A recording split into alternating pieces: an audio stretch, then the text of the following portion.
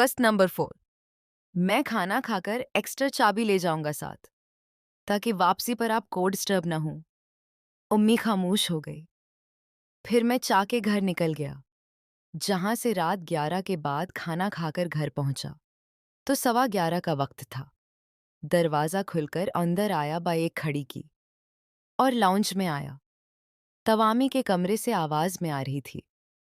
उम्मी के कमरे में 2 लड़के थे और वो दूसरा लड़का नीचे खड़ा हुआ था। चूंकि उसका मना दूसरी तरफ था, इसलिए मैं पहचान न सका वो कौन है। ये सब देखकर मुझे बहुत गुस्सा आया कि उम्मी मुसलसल झूठ बोलती हैं। मुझसे उनको तो फैसल के अलावा भी दूसरे लड़के तंग करते हैं, इसलिए वो मुझे रात चुचा के घर रखने को कह रही थी। अब समझा। मैंने सोचा भी उनको डिस्टर्ब करना ठीक नहीं, बाद में उम्मी से बात कर लूंगा। मैं आग गया। तकरीबन आधे घंटे बाद मैं उठकर दोबारा उम्मी के कमरे की तरफ गया, जहां अब वो तीनों थे। वो बेड पर बैठे थे। इस लड़के को मैंने देखा। आम सा लड़का था। मैं उसको नहीं जानता था। इन लोगों ने उम्मी को दरमियान में बिठाया हुआ था। दाएं तरफ वो लड़का और बाएं तरफ फैसल बैठा था। शाजिया जान कैसा लगा? वो लड़का बोला। बहुत मजा आया, तुम इतने दिन बाद मिले हो। आज तो पूछो ही ना कुछ, मेरे शहजादे सलीम, मम्मी ने उसको कहा। मैंने बहुत बार तुम्हारा पूछा फैसल से कि सलेम कब आएगा, तुम तो गांव जाकर सो ही गए थे। उम्मी ने अब की बार उसके गाल को कुजंचते हुए कहा। आज ही आया जान, और देख हुआ अपनी शाजिया जान को मिलने आ गया। क्यों जान, हमसे दिल भर गया? अब फैसल ने कहा। अरे नहीं यार, तुम तो मेरी जान हो। ऐसा नहीं है, उम्मी ने उसको साथ लगाते हुए कहा, और अपने कमरे से टिशो लेकर उम्मी ने कमरे के दरवाजे पर गिरी अपनी साफ कर दी और टिशो कॉडस्ट बन में फेंक दिया। जब दोबारा अंदर झांक कर देखा तो स्लेम और वो लड़का बेड पर बैठे थे। स्लेम बेड पर एक साइड पर लेटा लंबे लंबे सांस ले रहा था। कुछ देर बाद उसका भी दम तोड़ गया। सामने लगे वालकलाक में रात का एक बीच रहा था। वो भी उनके बराबर में लेटकर अपना सांस बहाल करने लगा। अम्मी उसी तरह औंधी लेटी हुई थी। कुछ देर बाद सुलेम ने कहा, चलो अब निकलते हैं। ये सुनकर तीनों उठे और एक साथ वाशरूम में घुस गए, लेकिन शायद वो नहाए नहीं थे, क्योंकि शावर के चलने की आवाज नहीं आई। थोड़ी देर बाद तीनों बाहर निकले। उम्मी ने नाइटी पहन ली और वो दोनों भी अपना कपड़े पहन कर आमी के पास आए। जान दिल तो नहीं करता जाने को, लेकिन क्या करूं, जाना पड़ेगा। फिर कब मिलोगी? सलेम बोला। जब दिल करे आ जाना, पहले कभी मना किया है? उम्मी ने कहा। चलो फोन करूंगा, चलते हैं। मैं फोरा वहां से अपने कमरे में आ गया। कुछ देर बाद बाहर का दरवाजा खुलने और बंद होने की आवाज आई तो मैं बाहर निकला।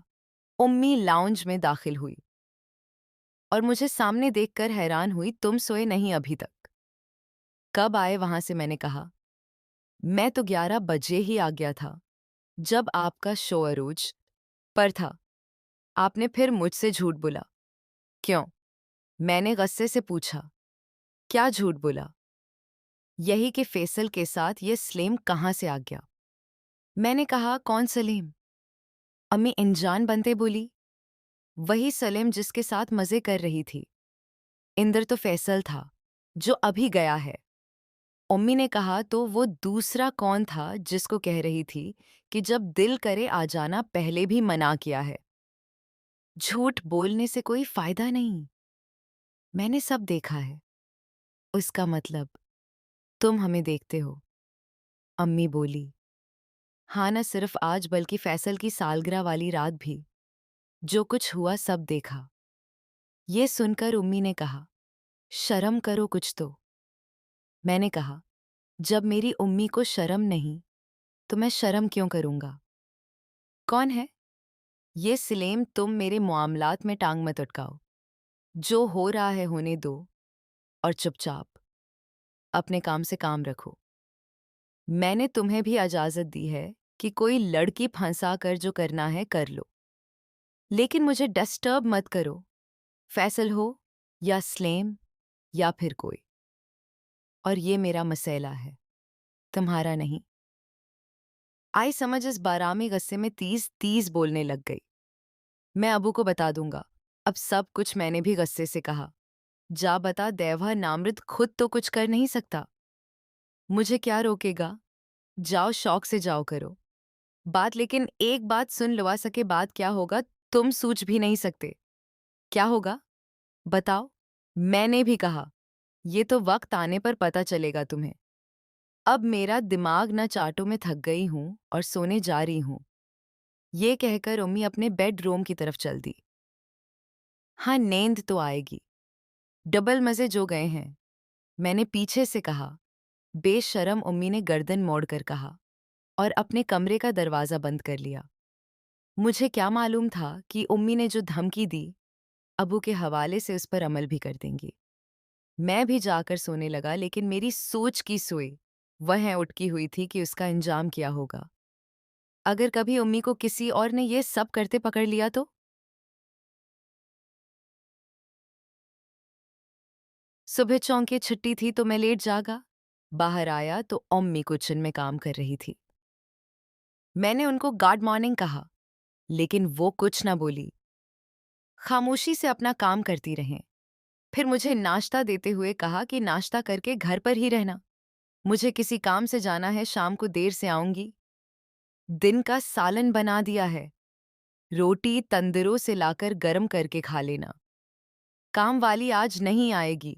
मैंने पूछा, कहाँ जा रही हो? कहीं भी जाऊं, तुमसे मतलब एक बार कहा है, अपने काम से काम रखो। उम्मी ने गुस्से से जवाब दिया। मैंने चुपचाप नाश्ता किया, उसके बाद टीवी लगा लिया। कुछ देर बाद जब उम्मी किचन से फरी होकर निकली तो उनका फोन बजा। पता नहीं किसका फोन था। अम्मी हनस हनस कर बात कर रही थी। जीजी, मैं बस तैयार होने लगी हूँ, आधे घंटे बाद निकलती हूँ। हाँ, हाँ कर ली आप भी ना। आओ कि मुझे तैयार होना है, मिलते हैं फिर। हाय। मैं परेशान कि किसका फोन है और उम्मी की बात समझ नहीं आई। खैर, तकरीबा कोई पौने घंटे बाद उम्मी अपने बेडरूम से तैयार होकर निकली। उन्होंने बलियो जीन्स पर कढ़ाई वाली काटन की रंगदार कुर्ती पहनी हुई थी, पाँव में हल्की हेल वाली सैंडल, बाल बंधे हुए और गले में दोपट्टा, हल्का सा मेकअप किया था। बहुत प्यारी लग रही थी। मैंने एक नजरान को देखा और कहा, बहुत प्यारी लग रही हो आज उम्मी, घर का ख्याल रखना। उन्होंने जवाब दिया, बहुत जल्दी है जनाब, सब्र नहीं हो रहा। मैं तैयार हो रही थी, घर से निकल रही हूँ। आप कहाँ हैं? ओके, वहीं रखें, आ रही हूँ। ये कहकर उम्मी ने कहा, दरवाज़ा बंद कर लो। वो घर से बाहर निकलकर गली की दाएं तरफ चल दें। मुझे कुछ शक हुआ कि कोई गड़बड़ जरूर है, क्योंकि उम्मी कहीं जाते वक्त अपनी गाड़ी लेकर जाती थीं। मैंने अंदर जाकर अपने बाइक की चाबी उठाई, साथ ही जल्दी जल्दी कपड़े बदले और हेलमेट उठाकर घर की एक्स्ट्रा चाबी जेब में रखकर बाहर निकला और गेट लॉक करके उसी तरफ चल दिया जिधरामी पैदल गई थी। थोड़ी दूर जाकर मैंने देखा, जिस ग्राउंड में हम करकट खेलते थे, उसके गेट के सामने छोटा सा कब्रिस्तान था। वहां आबादी नहीं थी। ग्राउंड के गेट के पास एक कार खड़ी थी। उम्मी उसकी फ्रंट सीट का दरवाज़ा खोलकर अंदर बैठ गई। कार चल दी। मैं भी मुनासिब फासला रखकर उसके पीछे चल दिया। वो शहर से बाहर एक आबादी में जाके और एक घर के सामने जाकर रख गई। वो आबादी अभी नई नई थी, गाड़ी रखी थी। गाड़ी एक 2 मंजिला बिल्डिंग के सामने रखी और कार वाले ने हारन दिया। मैंने सामने से गुजरते ओसिस को देखा कि एक दो बड़ी उम्र की अंकल उम्मी के साथ घर में दाखिल हो रहे थे। कुछ आगे जाकर मैंने बाइक को वापस मोड़ा और उस घर के करीब बने एक स्कूल के सामने बाइक रोक कर खड़ा हो गया। अब मुझे ये तजस था कि उम्मी के अंदर जाने के बाद क्या हो रहा है वो सब कैसे देखा जा सके। बहुत सोच विचार की, लेकिन कोई हल समझ नहीं आया। गर्मी बढ़ने से उस आबादी में जो अका-दुका लोग पहले नजर आ रहे थे, वो भी अब दिखाई नहीं दे रहे थे। मुझे वहां खड़े आधे घंटे से ज्यादा हो गया था। अचानक एक ख्याल दिमाग में आया और मैंने बाइक को स्टार्ट किया और करीब मौजूद मोटरसाइकिल मैकेनिक की दुकान पर जाकर उसको मोटरसाइकिल दी कि उसकी ट्यूनिंग और तेल बदल दे, साथ एक दो और काम बताए। वहां छुट्टी की वजह से रश था। उसने कहा, दोपहर के बाद आकर ले जाना। मैंने बाइक उसके हवाले की और खुद वहां से पैदल ही उस कोठी की जानिब चल दिया। करीब जाकर मैंने अंदर जाने के लिए उस कोठी के अक़ब का जायजा लिया, जहां एक छोटा सा दरख्त दीवार के साथ लगा हुआ था। पहले मैंने अधर इधर देखा तो दूर दूर तक कोई नजर न आया। मैं हिम्मत करके दरख्त पर चढ़ गया और फिर देवरा पर कदम जमा दिए। मुझे खतरा था कि कहीं इंदर किताब गैर न हो। कुछ देर अंदर का जायजा लिया कि कैसे इंदर उतरा जाए। फिर मुझे वहीं इंदर की जानिब कुछ कबाड़ का सामान पड़ा नजर आया, साथ पुराना फर्नीचर और एक गंदा सा फूम का गदा भी पड़ा था। मैं आहिस्ता से उस पर कूद गया और भागता हुआ बिल्डिंग के पास आकर दीवार से लगकर खड़ा होकर अपना सांस दुरुस्त करने लगा। यों चोरों की तरह किसी के घर में दिन दिहाड़े घुसना मामूली बात नहीं थी। मुझे डर भी लग रहा था कि कहीं किसी ने देख लिया या पकड़ा गया तो फिर क्या होगा। लेकिन ये भी तसली थी कि दूंगा अपनी उम्मी की वजह से अंदर आया हूं। जब मेरी सांस बहाल हुई तो मैंने अब घर के अंदर जाने का रास्ता तलाश किया। घर के पीछे की जानिब एक दरवाज़ा बना हुआ था। छोटे से बरामदे से गुजरकर मैंने उसको धिकीला तो वो खुल गया। आहिस्ता से मैंने उसको खोलकर अंदर झांका तो दरवाजे के साथ दाएं जानिब सीढ़ियां ऊपर जा रही थीं और इस दरवाजे के सामने भी एक दरवाज़ा था जो बंद था। मैं सीढ़ियां चढ़कर ऊपर वाली मंजिल पहुंचा तो वहां खामोशी थी। 3 बेडरूम थे जो खाली थे, एक छोटा साला वंज भी था। लगता था कि उस घर के मुकीन ऊपर की मंजिल इस्तेमाल नहीं करते थे। मैंने लाउंज की साइड पर आकर एक दरवाज़ा खोला तो सामने एक छोटा सा टेरेस बना हुआ था। पूरा घर छान मारा, कहीं कोई नजर ना आया। मैंने नीचे जाने का फैसला किया। दोबारा सीढ़ियां उतरकर नीचे आया और फिर से वहीं पहुंच गया जहां से चला था। अब मसला था नीचे की मंजिल की तरफ इंदर जाने का। मैंने इमारत की एल्टी साइड जाकर देखा तो एक छोटा सा दरवाज़ा और बरामद वहां भी बना हुआ था। मैंने बरामदे वाला दरवाज़ा धिकीला तो वो खुल गया।